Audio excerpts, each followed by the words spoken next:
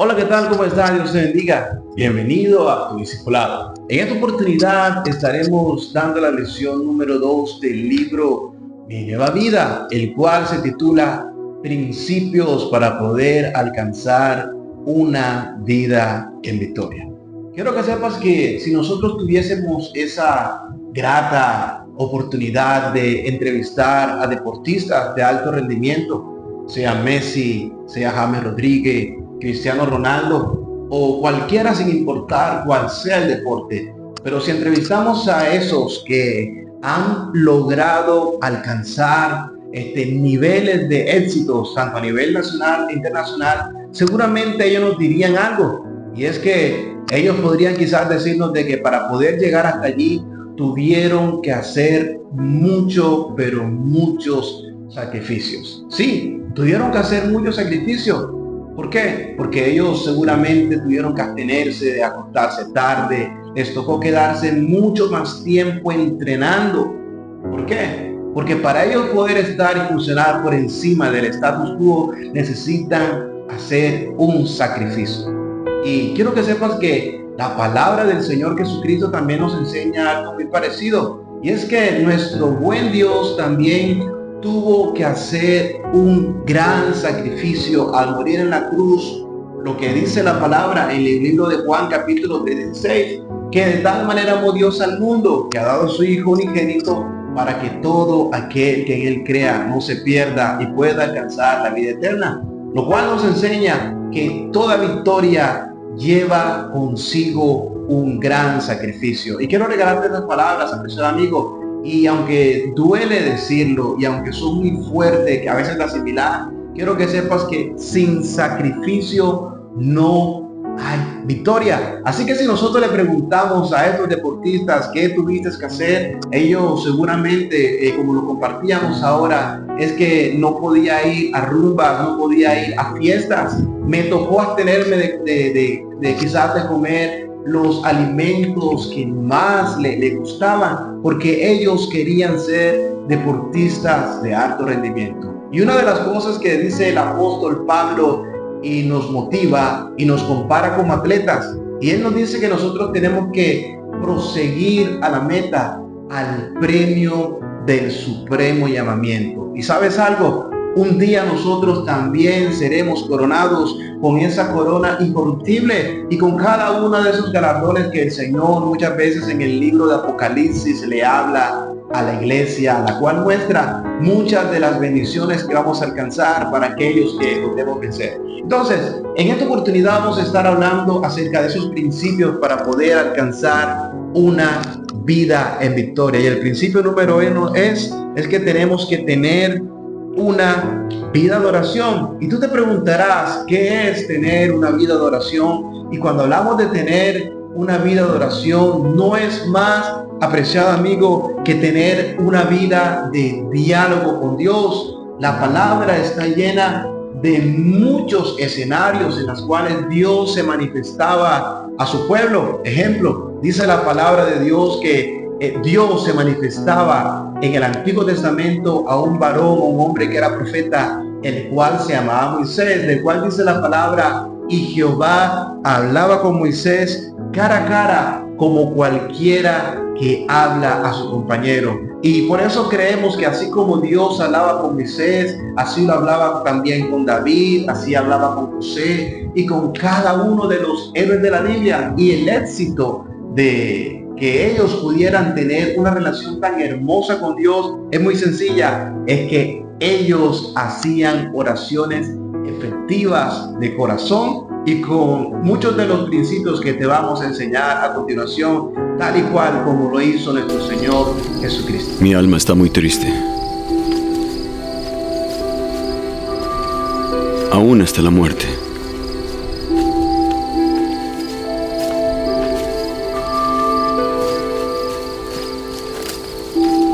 Quedaos aquí y velad conmigo.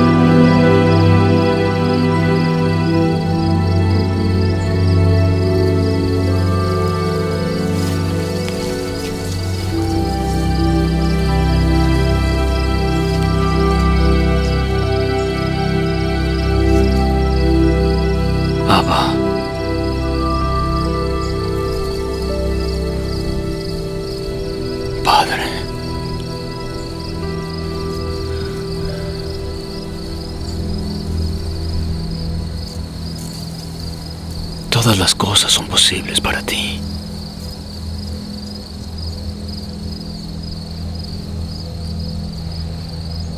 Aparta de mí esta copa.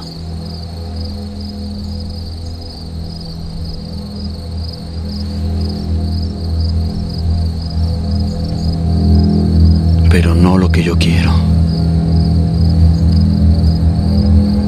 sino lo que quieres tú. Algo que también tenemos que tener muy presente, que para poder hablar con Dios necesitamos hacerlo en el nombre de Jesús. Eso lo encontramos en el libro de Juan, capítulo 14, verso 13, del cual tú lo puedes leer detenidamente y hace referencia en él, en otros textos de la Biblia, que cuando vayamos a dar al Padre Celestial tenemos que hacerlo en el nombre de nuestro Señor Jesucristo. Por eso es que el Señor decía, cuando vayan a orar, háganlo de la siguiente manera, no usen vanas repeticiones, más bien cuando se dirijan a Dios digan así: Padre nuestro que estás en los cielos. Y Él dice, cualquier cosa que pidieran al Padre en mi nombre, Dios lo iba a conceder. Entonces tenemos que hacerlo en el nombre de Jesús, pero no solamente en el nombre de Jesús, sino que tenemos que hacerlo con fe. Sí, tenemos que hacerlo con fe porque dice la palabra que el que se acerca a Dios crea que le hay. Eso significa que el que se acerca a Dios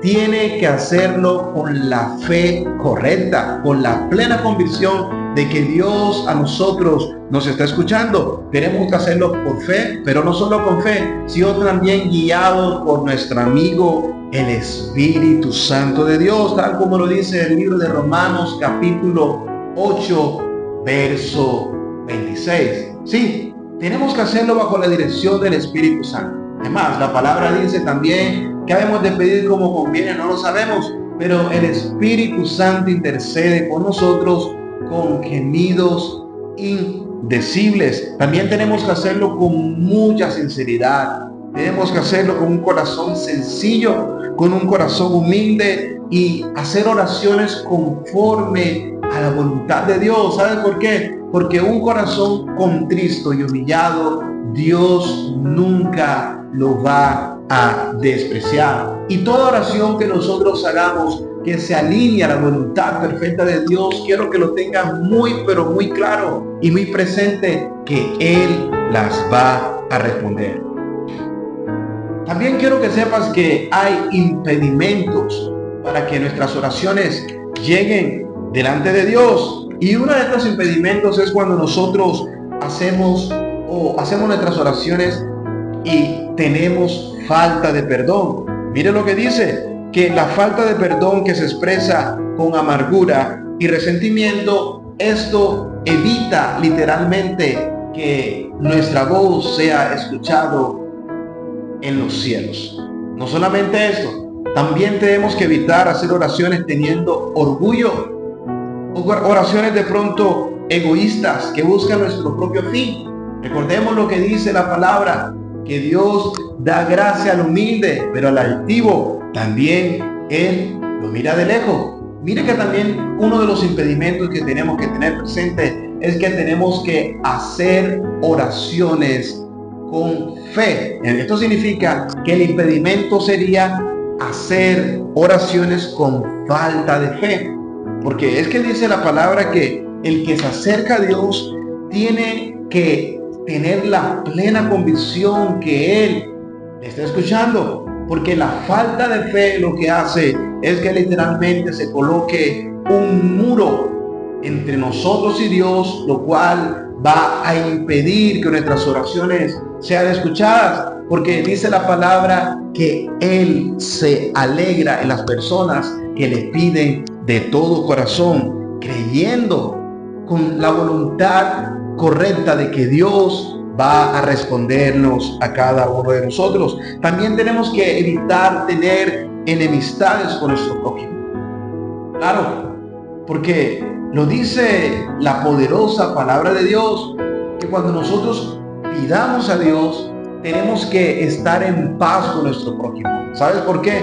Para que no haya obstáculo a nuestras oraciones.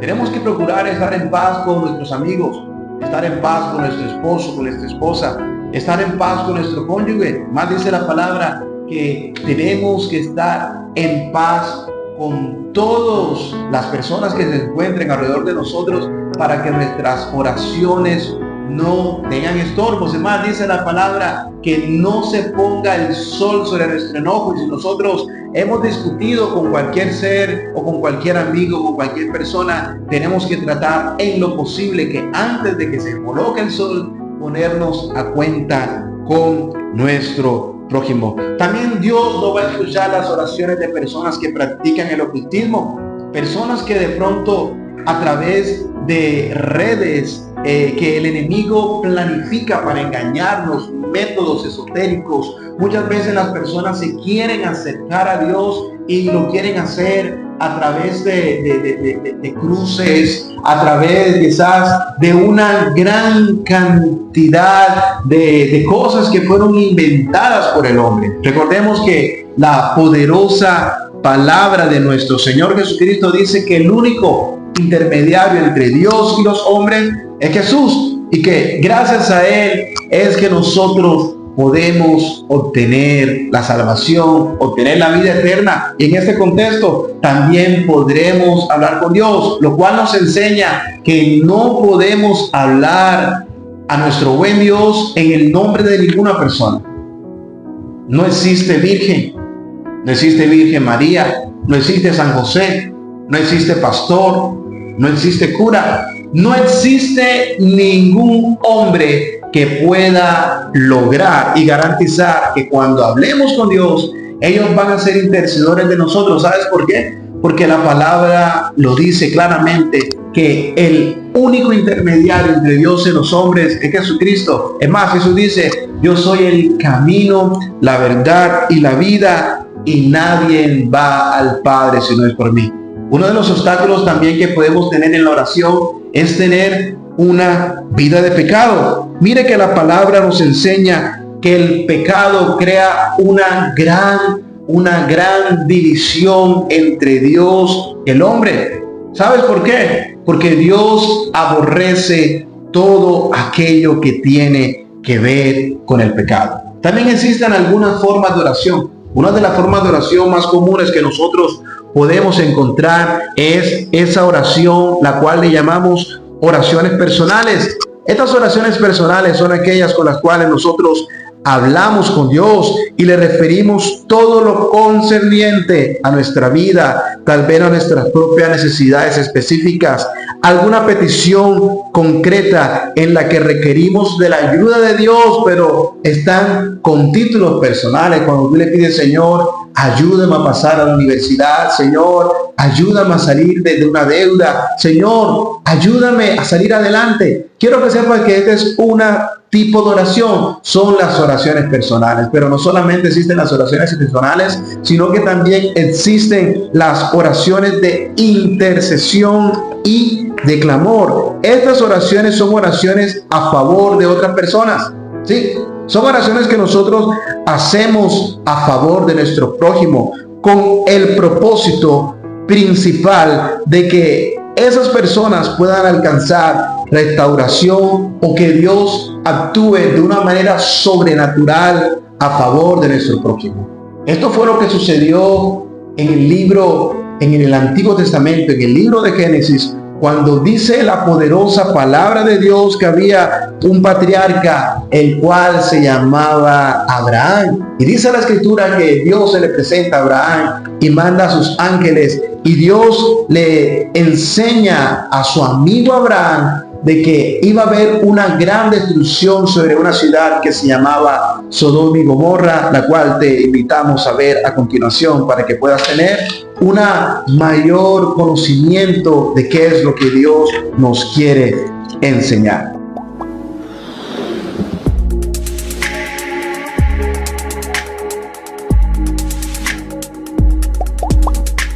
Abraham intercede en favor de Sodoma. Génesis capítulo 18, versículo 16 al 33. Luego aquellos visitantes se levantaron y partieron de allí en dirección de Sodoma. Abraham los acompañó para despedirlos, pero el Señor estaba pensando: ¿le ocultaré a Abraham lo que estoy por hacer? Es un hecho de que Abraham se convertirá en una nación grande y poderosa, y en él serán bendecidas todas las naciones de la tierra. Yo le he elegido para que instruya a sus hijos y a su familia a fin de que se mantengan en el camino del Señor y pongan en práctica lo que es justo y recto. Así el Señor cumplirá lo que ha prometido. Entonces el Señor le dijo a Abraham: el clamor contra Sodoma y Gomorra resulta ya insoportable y su pecado es gravísimo. Por eso bajaré a ver si realmente sus acciones son tan malas como el clamor contra ellos me lo indica. Y si no, he de saberlo. 2 de los visitantes partieron de allí y se encaminaron a Sodoma, pero Abraham se quedó de pie frente al Señor. Entonces se acercó al Señor y le dijo: ¿de veras vas a exterminar al justo junto con el malvado? Quizá haya 50 justos en la ciudad. Exterminarás a todos y no perdonarás a ese lugar por amor a los 50 justos que hay allí. Lejos de ti el hacer tal cosa, matar al justo junto con el malvado y que ambos sean tratados de la misma manera. Jamás hagas tal cosa. Tú que eres el juez de toda la tierra, ¿no harás justicia? El Señor le respondió: si encuentro 50 justos en Sodoma, por ellos perdonaré a toda la ciudad. Abraham dijo: reconozco que he sido muy atrevido al dirigirme a mi Señor. Yo apenas que soy polvo y ceniza, pero tal vez falten 5 justos para completar a los 50. ¿Destruirás a toda la ciudad si faltan esos 5? Si encuentro 45 justos, no la destruiré, contestó el Señor. Pero Abraham insistió: tal vez se encuentren solo 40. Por esos 40 justos no destruiré la ciudad, respondió el Señor. Abraham volvió a insistir: no se enoje mi Señor, permítame seguir hablando. Tal vez encuentre solo 30. No lo haré si encuentro allí esos 30, contestó el Señor. Abraham siguió insistiendo: sé que he sido muy atrevido en hablarle así a mi Señor, pero tal vez encuentre solo 20. Por esos 20 no la destruiré. Abraham volvió a decir: no se enoje mi Señor, pero permítame hablar una vez más. Tal vez se encuentren solo 10. Aún por esos 10 no la destruiré, respondió el Señor por última vez. Cuando el Señor terminó de hablar con Abraham, se fue de allí y Abraham regresó a su carpa.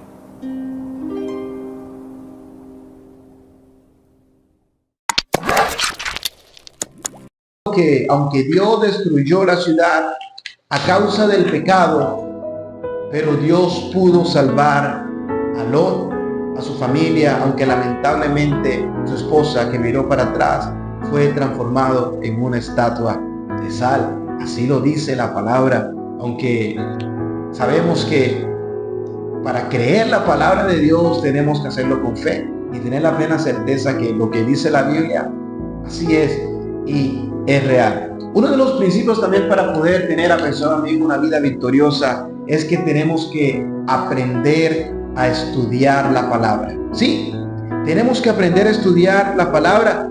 Tenemos que tener muy, pero muy presentes que toda la escritura es inspirada por Dios. Ella es útil para instruir, para enseñarnos, para guiarnos.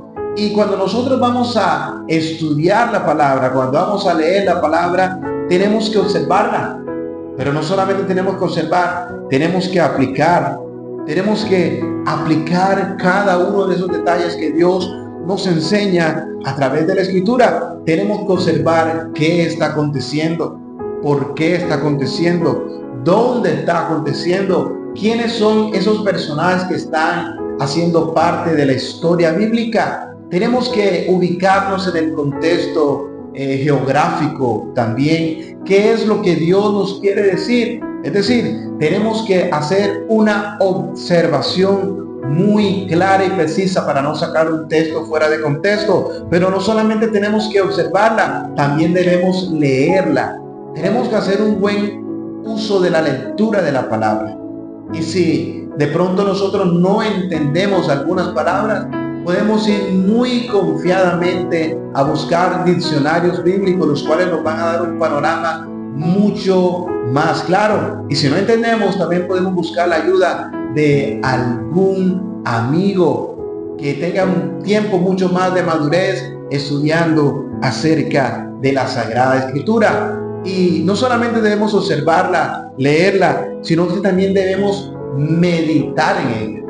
Es decir, que si nosotros leemos la palabra y estamos estudiándola, tenemos que darle tiempo a Dios para que Dios empiece a trabajar en nuestras mentes, para que nosotros podamos digerir ese mensaje que Dios nos quiere hablar a cada uno de nosotros. Y después de tener un mensaje concreto, preciso, y saber qué es lo que Dios nos quiere hablar, tenemos que también aprender a enseñar la palabra a otras personas. ¿Para qué? Para que otras personas puedan conocer acerca de nuestro buen Dios. Una de las importancias también de leer la palabra es que a través de esta conocemos acerca del carácter de Dios. Conocemos cómo actuaba Dios Padre, conocemos cómo actuaba el Hijo, conocemos cómo actuaba Dios Espíritu Santo. ¿Sabes por qué? Porque la palabra nos enseña que la Biblia es la que da testimonio de Jesús. Ninguno de nosotros estuvimos en el tiempo cuando Jesús vino a la tierra. Por eso dice la palabra que tenemos que creerlo todo por fe. Ninguno de nosotros caminó con el Señor Jesucristo, pero por la fe tenemos la plena certeza de que Jesús vino a la tierra. Pero al leer esos escritos, al leer todo lo que dice la Biblia, nos permite tener una imagen objetiva de quién es Jesús. Y digo objetiva, ¿saben por qué? Porque lamentablemente las malas interpretaciones han hecho creer en nosotros que tenemos un Jesús imaginario. Sí, mucha gente se hace creer tener un Jesús y confían en un Jesús que ellos mismos han imaginado. Hablan de un Espíritu Santo que ellos mismos han imaginado, incluso hablan de un Padre que ellos mismos han imaginado, lo cual va en contra de la imagen real de quién realmente es nuestro Dios. Escuchar a falsos maestros constantemente, por muy fuerte que usted sea, es un gran peligro para su fe. De hecho, muchos se han apartado del Evangelio precisamente por eso, por dar oído a falsas doctrinas. En este video les voy a contar de qué tipos de maestros usted se debe cuidar y qué contenido consumir en las redes sociales. Amados hermanos, me parece sumamente importante hablar sobre este tema porque hoy en día, con las redes sociales y el fácil acceso que tenemos al internet, algunas personas dedican decenas de horas a la semana a escuchar y ver videos de distintos tipos de maestros en YouTube, todos con doctrinas distintas y algunos con grandes herejías.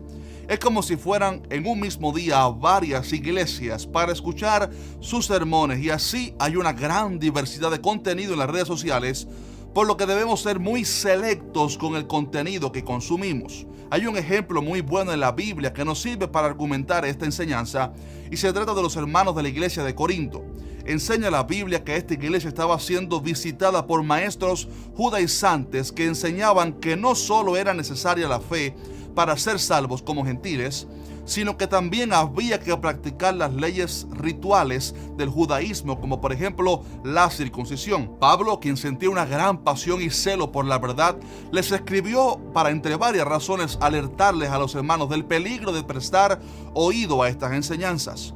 Mire cómo dice el pasaje: pero temo que, como la serpiente con su astucia engañó a Eva, vuestros sentidos sean de alguna manera extraviados de la sincera fidelidad a Cristo. Uno de los grandes errores que cometió Eva fue prestar oído a la serpiente que hablaba y dialogar con ella, y producto de esa conversación ella terminó pecando contra Dios. Pablo usa este tremendo ejemplo para decir que hay un peligro grande de que los hermanos, si ellos dedican oído y su corazón a escuchar las falsas doctrinas, estos pudieran descarriarse. Esto le sucedió de hecho a muchos hermanos gálatas, a los cuales Pablo tuvo que escribirles alarmado diciendo: estoy maravillado de que tan pronto os hayáis alejado del que os llamó por la gracia de Cristo para seguir un evangelio diferente.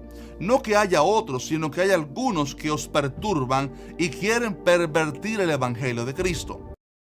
Otro principio para tener una vida en victoria es que también tenemos que aprender a congregarse. Mira lo que dice la palabra de Dios. Y la palabra del Señor nos enseña que, y no dejando de congregarse como algunos tienen por costumbre.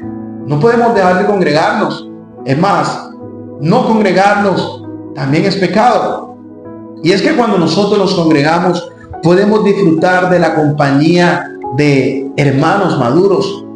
Podemos tener tiempos de relajación. Y lo más importante, donde hay 2 o 3 reunidos en su nombre, allí va a descender la presencia de Dios. Una de las razones por las que nosotros nos congregamos en la iglesia, ¿sabes por qué? Porque, permíteme decirlo así, la iglesia del Señor Jesucristo es como si fuera, imagínate, un gran avión en el cual cuando tú te montas, tiene como destino principal llegar a un lugar el cual se llama la vida eterna, el cual tiene como comandante al Espíritu Santo, el cual tiene como objetivo llegar a donde se encuentra el novio. ¿Quién es el novio? Es nuestro Señor Jesucristo. Por eso es que dice la palabra que el Espíritu y la novia dicen, ven. Y uno de los objetivos principales de congregarnos también es que nuestros dones empiezan a florecer. Empiezas a conocer cuál es tu propósito. Empiezas a conocer qué fue lo que viniste a hacer a la tierra. Te darás cuenta que puedes cantar. Te darás cuenta que Dios te habla a través de sueños. Podrás analizar que Dios te habla a través de visiones. Podrás analizar que tú tienes una gran cantidad de talentos, apreciado amigo, pero que antes no sabías que tenía. Y podrás analizar que podrás bendecir a muchas, pero muchas personas. Y el último principio para tener una vida en victoria es que nosotros tenemos que compartir el evangelio de Cristo a otras personas. Sí, porque cuando nosotros compartimos el evangelio de nuestro Señor Jesucristo, estamos cumpliendo con la gran comisión y hacer discípulo a todas las naciones, bautizándolos en el nombre del Padre, del Hijo y del Espíritu Santo. Imagínate que cuando tú estás enamorado o cuando tuviste la oportunidad de comprometerte con ese ser tan querido, una de las cosas que nosotros hacíamos en esa etapa de enamoramiento es que a nuestros amigos le decíamos, imagínate que he conocido a una persona que es tan, pero tan especial. Y nosotros le hablamos a nuestros amigos de ese ser tan preciado que es ese novio que ha llegado a nuestra vida, ¿verdad? Bueno, quiero que sepas que en el evangelio es lo mismo. Es que cuando nosotros conocemos al mejor de los amores, que es nuestro Señor Jesucristo, nosotros tenemos que compartirle a otros de quién es Él. Compartir que Él sana, compartirles a otros que Él liberta, compartirles a otros lo que Dios ha hecho en nuestra vida. Y cuando nosotros lo hacemos, estamos siendo piezas claves para el reino de los cielos. Por eso te queremos invitar a que tú puedas compartir este mensaje a otros creyentes. ¿Sabes por qué? Porque tú eres una pieza clave. Dios te mandó a este mundo para cumplir un propósito. Y el propósito principal, o uno de los propósitos principales, es que tú puedas hablarles a otros de que Cristo viene, de que Cristo resucitó y que un día nos encontraremos con Él en las nubes y nos prepararemos para estar con Él por toda la eternidad. Amigo, qué bueno saber que congregarse nos hace tener una vida en victoria. Que también leer la Escritura nos hace tener una vida en victoria. Tener una vida de oración nos permite tener una vida en victoria. Esto también lo podemos acompañar con lo que son los ayunos, los cuales estaremos hablando. No solamente ayunos, sino también vigilia y una gran cantidad de prácticas espirituales como compartir la palabra que hemos dicho, lo cual van a garantizar que nosotros seamos deportistas en el reino de los cielos de alto rendimiento.